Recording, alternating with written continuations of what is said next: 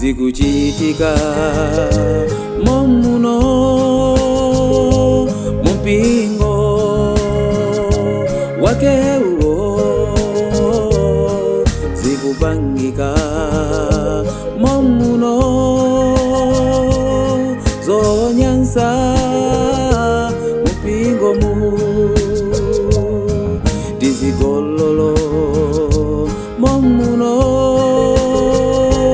udana a Kristu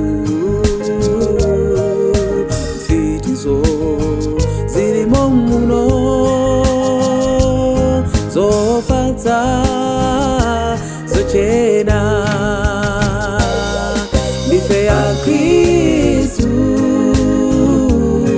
onama ndife ya Kristu abota kumbukila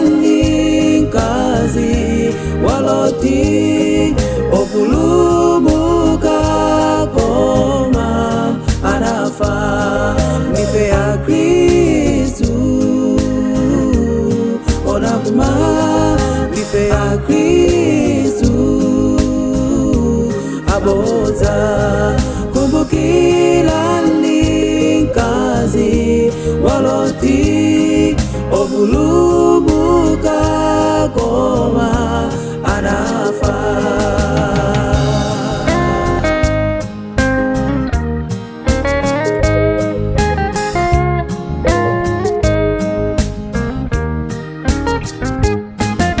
Kusalana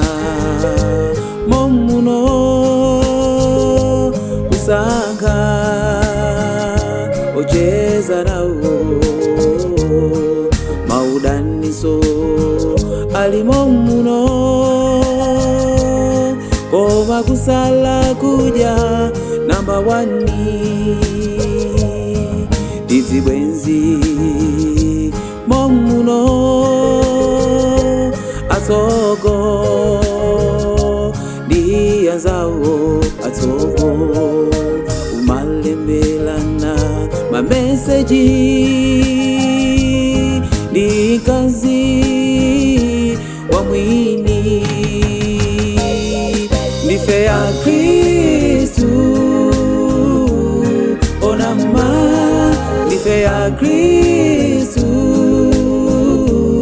abota kubukila nikazi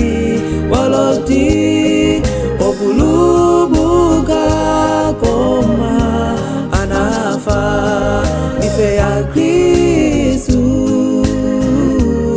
onama ndife ya Kristu abota kumbukila nikazi waloti